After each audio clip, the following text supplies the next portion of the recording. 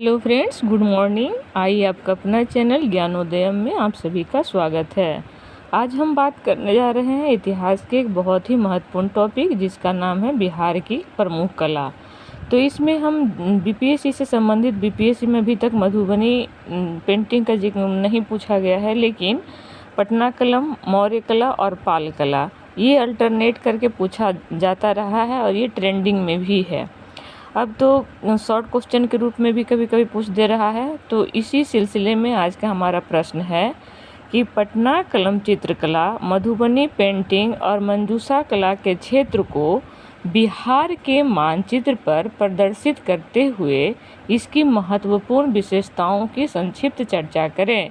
अर्थात कहने का तात्पर्य ये है कि अगर क्वेश्चन ऐसे भी आ जाए कि बिहार के कला शैली का विवेचना करें जिसमें प्रमुख रूप से पटना कलम, मधुबनी पेंटिंग और मंजूषा कला का जिक्र हो, तो आइए हम उत्तर प्रारूप को देखने का प्रयास करते हैं।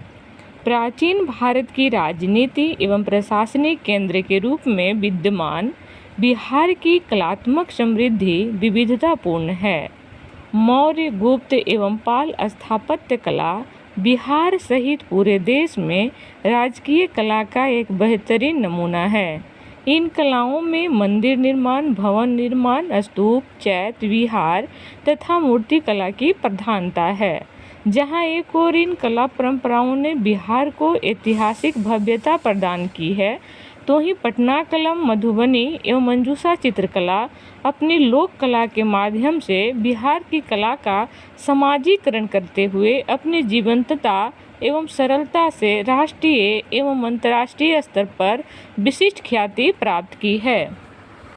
अगला पैराग्राफ में आप इस बातों को इस प्रकार बढ़ा सकते हैं कि पटना कलम चित्रकला, मधुबनी पेंटिंग एवं मंजूषा चित्रकला का प्रभाव एवं क्षेत्र प्रत्यक्ष एवं अप्रत्यक्ष तरीके से संपूर्ण बिहार सहित नेपाल के क्षेत्रों तक फैला हुआ है।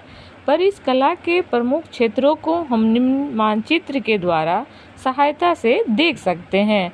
आप एक बहुत अच्छा बिहार का चित्र बना लें और मैं आपसे उम्मीद करती हूँ कि आप यदि बिहार बीपीएससी की तैयारी कर रहे हैं तो आपको ख़ास तौर पर बिहार का, भारत का और थोड़ा हो सके तो वर्ल्ड का मैप बनाना आना चाहिए।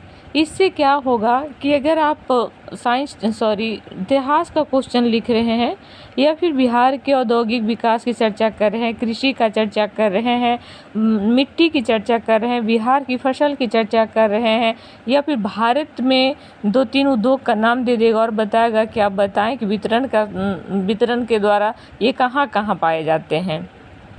तो यदि आपके माइंड में मेकअप है कि ये चीज़ कहाँ है, जैसे बिहार में प्रमुख मिट्टियाँ कौन कौन सी पाई जाती है, तो लाल मिट्टी, पीली मिट्टी, धूसर मिट्टी, जो भी है इस प्रकार की मिट्टियाँ, फिर आपको उसको क्रमबद्ध करना होगा।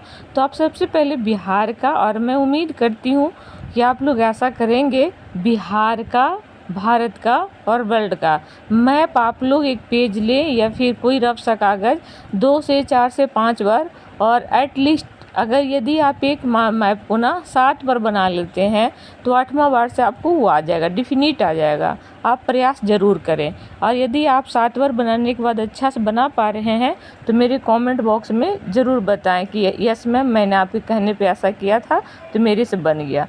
और आप सच मानिए, यदि आप या फिर आप कोई उत्तर लेखन ही लिख रहे हैं ना, तो आप उसे कभी याद मत करने का प्रयास कीजिए, बस उसे 7 बार आप पढ़ लीजिए। ईमानदारी से मैं कहती हूँ कि आपको इतने अच्छे से माइंड मेकअप हो जाएगा कि आप परीक्षा में या फिर ज़िंदगी में कहीं भी कभी भी कहीं भी बैठेंगे ना, आप आंसर को बहुत अच्छे तरीके से लिख पाएंगे।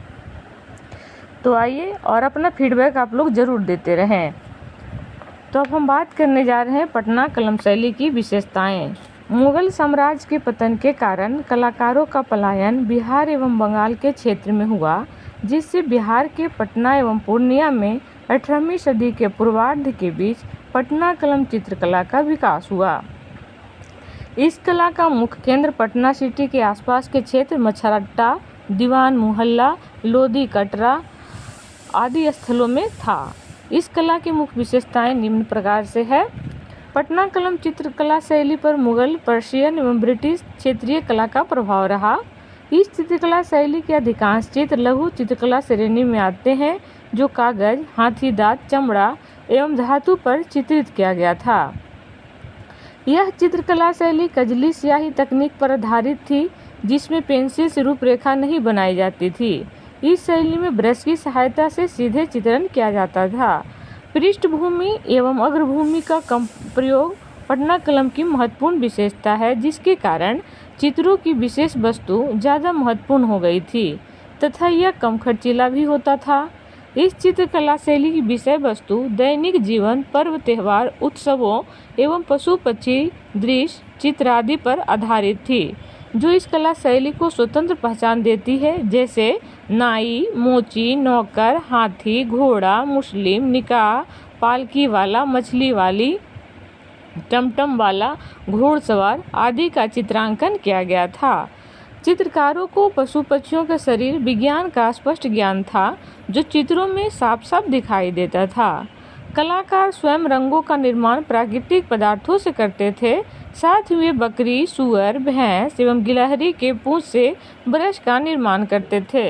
इस कला में गहरे भूरे, गहरे लाल, गहरे पीले एवं गहरे नीले रंगों का प्रयोग हुआ था।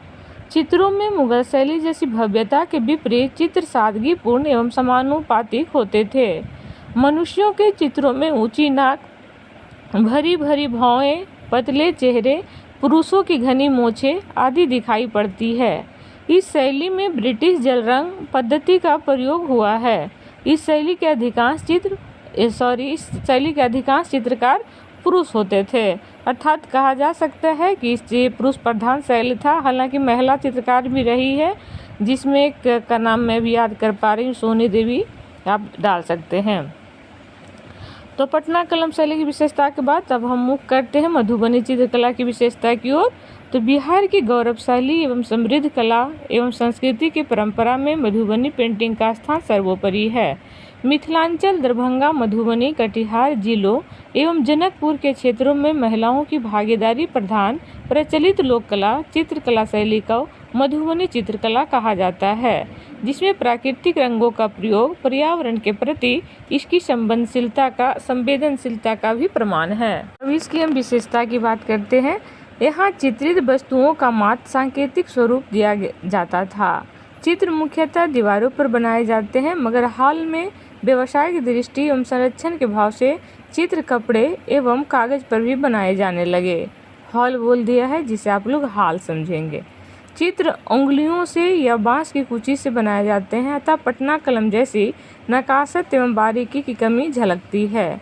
चित्रों में लोक कल्पना की ऊंची उड़ान, कला से गहरा भावनात्मक लगाव और सुंदर प्राकृतिक रंगों का प्रयोग विशेष आकर्षण प्रदान करता है।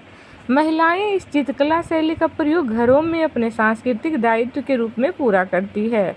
स्वदेशी एवं स्वनिर्मित प्राकृतिक रंगों का प्रयोग इस चित्रकला शैली की महत्वपूर्ण विशेषता है। चित्र मुख्यतः शादी ब्याह, पर्व त्योहार एवं सामाजिक रीति रिवाज से संबंधित होते हैं। मिथिला पेंटिंग ज़्यादातर लोगों और प्रकृति के साथ उनके जुड़ाव और प्राचीन महाकाव्यों के दृश्यों और देवताओं को दर्शाती है, जैसा कि राम और सीता। अब हम अंतिम पड़ाव पर पहुंच चुके हैं, मंजूषा चित्रकला शैली। तो आइए उनके बारे में जानते हैं कि मंजूषा चित्रकला भारत की लोक कलाओं में एकमात्र ऐसी लोक कला है जिसमें कहानी को क्रमिक एवं श्रृंखलाबद्ध रूप से चित्रित किया जाता है। बिहार में भागलपुर क्षेत्र में लोक त्योहार बिहुला बिसहरी पूजा के दौरान यह चित्र बनाया जाता है। इसमें मुख्यतः नाग देवता के चित्र बनाए जाते हैं। मंजूषा चित्रकला समाज के सबसे निचले पायदान की देन है। इसमें मुख्यतः नाग के चित्र बनाए जाते हैं, जिसकी खास विशेषता यह है कि इसमें स्त्री पुरुष के चेहरे का सिर्फ एक भाग ही दर्शाया जाता है। मंजूषा चित्रकला जातिगत क्रम में सबसे निचले पायदान पर खड़े समाज की देन है। इसमें हरा, नीला, केसरिया, नारंगी इत्यादि रंगों का प्रयोग किया जाता है। सामान्यतः सेम के पत्ते से हरा, कुसुम के फूलों से लाल, पलाश के फूलों से नारंगी, नील से नीला तथा कागज से काला रंग प्राप्त किया जाता है। इस शैली के चित्रकार विश्वकर्मा, लोहार, लहसन, माली तथा आधुनिक बिहार में इसे जीवित रखने के लिए चक्रवर्ती देवी एवं उनके पुरखों का विशेष योगदान रहा है। अतः इस प्रकार कहा जा सकता है कि बिहार में मौजूद उपरोक्त तीनों चित्रकला शैली का विकास भिन्न भिन्न क्षेत्रों एवं कालखंडों में हुआ, पर अपनी अद्वितीय विशेषता के कारण इन चित्रकला शैलियों ने बिहार को कलात्मक विविधता प्रदान करते हुए बिहार के समाज, लोक जीवन एवं पर्व त्योहारों का जीवंत चित्रण किया है। सरकार के प्रयासों के कारण मधुबनी चित्रकला आज विश्व में एक विशिष्ट पहचान रखता है। तो इसी के साथ आज का ये टॉपिक हम यहाँ समाप्त करते हैं। जय हिंद, जय भारत।